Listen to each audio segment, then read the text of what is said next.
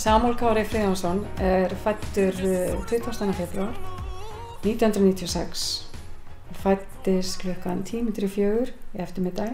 Þrjóskur, metnaðargjarn, agaður. Maður kannski ekki að vera að segja alla gallana hans, en hann náttúrulega með galla líka. Skapmikill og ákveðinn í sínu. Þegar við vorum að fara að keppa þegar hann var bara smá strákur, keyrði til Reykjavíkur, þá var hann alltaf hræddur að koma seint, þannig að við þurftum alltaf að leggja af stað helst 5 tíma áður, og það er ennþá dálítið í hana, þannig að hann er dálítið fastur á því að koma alltaf þessum tíma, alltaf dálítið á undan og hefur sérumónu með það. Hann er fæddur 96 en elst upp með 95 árganginum, þannig að hann var á leikskóla þegar hann kom inn í 7. flokkin og ég vissi til þess að pappans var gríðarlega duglegur að fara út með honum að sparka. Hann var í 4 ára þegar hann fór á fyrstu æfinguna sína. Það var inni og hann var mikill hávaði, fullt af strákum, allir eldri en hann og hann leysti ekkert á þetta. Þetta var bara grátur og þetta var ekki gaman. Pappinn var að fara með hann í fótbolta og aðal íþrótti en það gekk ekki upp. Síðan kom sumarið og hann var að vera 5 og þá fórum við með hann á útiæfingu og það var bara þann daginn, þá bara hefur hann ekki stoppað. Það vakti mikla athygli að leikskólaguttur kom hérna með 7. flokknum og var skotfastastur allra. Þannig að maður sá það mikið í drenginn spunnið. Við kynntumst í 7. flokki. Hann er náttúrulega 1 ári yngri en ég en byrjaði snemma að spila upp fyrir sig. Og maður sá bara strax hvað hann gat og keppnisskapið náttúrulega gríðarlega mikið hjá honum. Hann var góð með boltann og var bara ákveðinn. Hann bara lét ekkert eftir og fór í alla bolta og þótt að hann var að spila upp fyrir sig þá var hann alltaf á fullu og gaf ekkert eftir.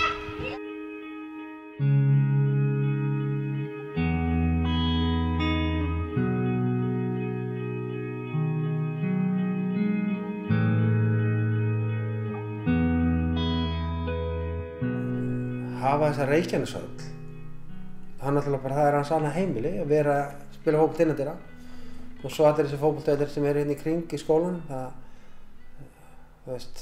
Hann fann sér alltaf aðstöðu og það er náttúrulega einstakt hvernig húsverðirnir, bæði Bebbi og Jói í Reykjaneshöllinni, voru alltaf tilbúin að leyfa honum að koma að æfa sig og gera enn. Þegar hann kemur eitthvað heim í smá frí þá hringir hann í þau og fær að æfa. Það er bara ótrúlegt og það er allar hurðar opna fyrir hann. Það er alltaf, þannig að búa í svona litlu sveitarfélagi eins og Reykjanesbæ. Það held ég að sé bara virkilega gott.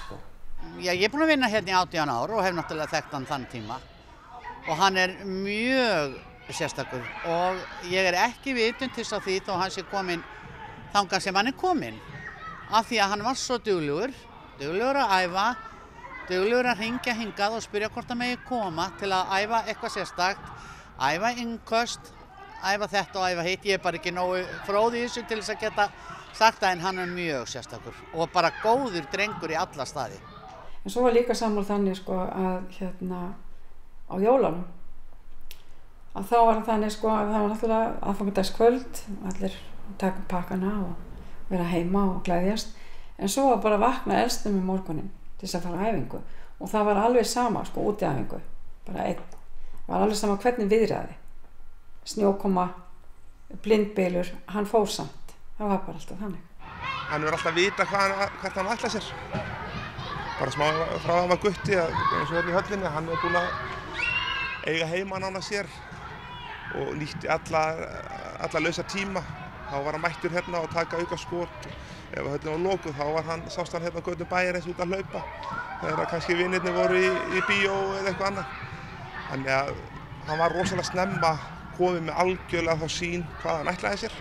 Fyrir ekki mikið á böll og var frekar bara rólegur og var heima og hugsaði rosalega mikið boltann, hugsaði mjög vel sjálfur sig og vissi strax bara ungur aldrei að hann ætlaði sér að verða þessi eins og neyri í dag. Þannig að hann bara er rólegur og var aldrei í tölvunni og var bara alltaf út af velli að æfa sig. Það vakti auðvitað athygli fljótlega og mér minnir hann að verið 14-15 þegar við fórum að fá fyrirspurnir hann erlendis frá.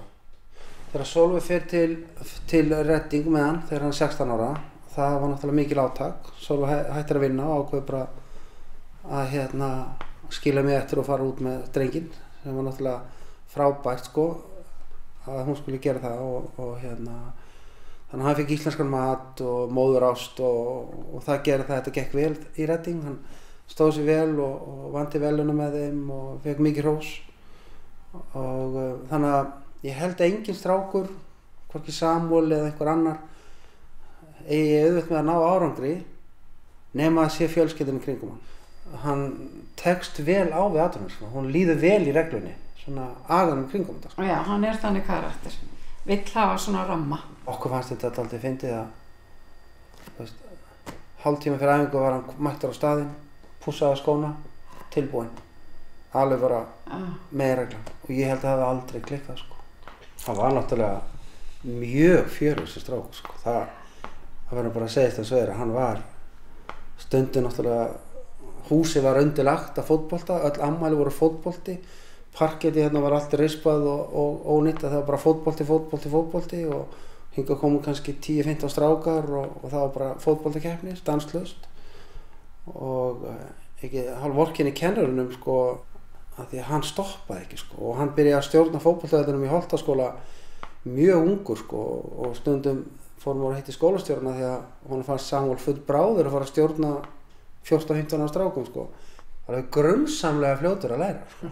Það var bara 5 mínútur og þá var hann búinn að reikna og gera allt sem hann átti að gera og svo var hann farin til fótbolta og einu sinni þá fannst mamma að þetta nú ekki alveg vera svona einfalt og kíkti í vinnubókina og svona og þá kom bara ljós að hann lærði 1 mínútu allt saman og svo var hann farin út sko. Þannig að það var ekki spurning hvað áhuginn lá sko. Hann lá ekki í bókunum sko. Maður þurfti stundum svona aðeins að bremsa hann af en hann náttúrulega þroskast á honum og maður þurfti stundum aðeins að kippa honum út til þess að aðeins að róa hann niður. Spilaði hann þetta bara einn leik með Samúel og hann var þetta rekinn út af þeim leik fyrir þannig að ég held að hann sagt eitthvað í línuverðinu minni mig. Það var ekki nema 16 og 17 ára. Ég held að það sé eini leikur hans í Pepsi-deildinni. Og maður horfði tilbaka fullt af gulum kortum og rauðum kortum í leik. Það var svona viss passi hann var rekinn út af eða bölvandi og ragnandi eða gólfkilurnar flugu út á sögu þegar hann keppi í gólfi því að höggið voru ekki alltaf 100% og maður greip alveg fyrir eyru og augu þegar maður sá þetta bölvaði þessu sko að þá Samúel samt sem áður mjög svona ljúfur drengur sko. Þegar hann sleit crossband fyrir 2 árum síðan þá fannst okkur, það er fyrst skipti sem hann meiddist alvarlega 7-13 og þá fannst okkur þetta var hræðilegt, hann var nýbúinn að gera samning við nýtt lið í Noregi og svo gerist þetta og við en það kom kannski eljan í honum og ægin. Hann bara tæklaði þetta mjög vel sko, hann náttúrulega á marga góða að og fekk hjálp frá þeim líka en hann þurfti bara að hugsa jákvætt skilju, það er ekki að hugsa bara neikvætt, þá bara gerist eitthvað neikvætt sko, þannig að hann bara ákvað strax að hugsa jákvætt og líta á þetta bara sem bara eitthvað jákvætt verkefni sko. Ef hugurinn í lagi og þá einfaldara fyrir þig að komast áfram í því sem þú ert að gera. Það verður að fylgja, það ekki bara að vera góður í fótbolta. Þegar hann var búinn að ná sér eftir alla þessa þjálfun og komin aftur á völlina og þá sagði hann ég stefna á að fara á HM. Já, frábært hjá þér. Róa sig aðeins saman. Sagði pappa hans. Róa sig. En ég sagði já, þú getur það alveg. En mundu, taktu bara 1 dag í einu og svo bara kemur það sem kemur. Svo náttúrulega þessi bið, hún hafi ekki verið löng, en hún var löng samt sem aður. Og já, fá SMS-ið sko. Verð ég valinn og dóttir okkar, Karen, hún fer út til Noregs í heimsókn til hans akkurat á þessum degi. Hún segir við hann, jæja Samúel, nú klukkan orðin 12, ætlar ekki að kíkja í símann? Nei, ég ætla aðeins að bíða og svo beið hann í smá tíma og hún sagði svona, kíkta aðeins á þetta nei, ég ætla aðeins að bíða. Svo segir hann, ætlar ekki að kíkja? Karen, ég kíkja á eftir. Svo bara eftir einhvern hálftíma þá segir hann, ég var valinn.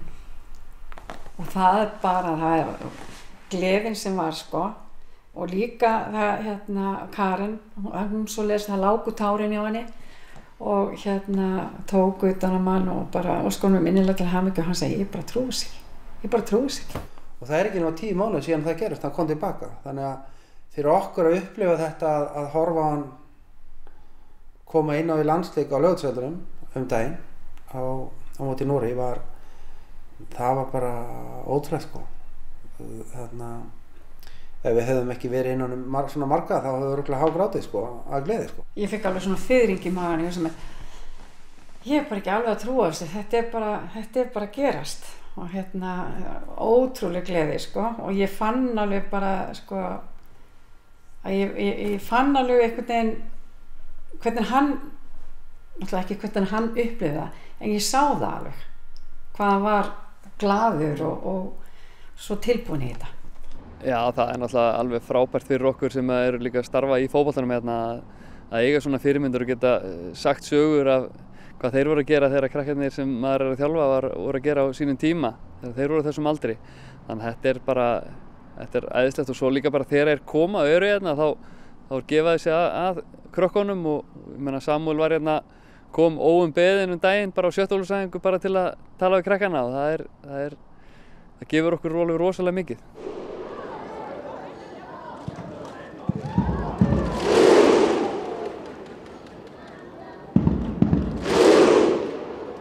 Árangur ekki endastöð. Þetta uppgæðið að einhverju miklu meiru og hann hafa haft það svolítið til hliðsjónar og einmitt þetta eftir að hvað sé A-landsliðið og áður en þessi hópu var valinn. Þá sagði ég við hann að hann voru bara Rússland og ég held að hann sé það, hann það mikill atvinnumæður í sér og fagmaður og rosalegt þetta keppnisskap í sér að þá mun hann tekur alltaf næsta skref og það verður virkilega spennandi að fylgjast með honum og vonandi og ég veit að ef hann fær spilatími í Rússlandi þá á hann eftir að standa sig. Það er ekkert hægt að spara sig, þú verður að fara full force og ég veit að hann gerir það, hann er þannig, hann fer full force. Eina sem ég óska eftir er að hann bara njóti þess, hafi gaman að þessu, það er eina sem skiptir máli, hafi gaman að þessu. Hann er að fá frábært tækifæri, skiptir miklu máli að njóta þess og upplifa þetta, það sem hann er að gangi í gegnum.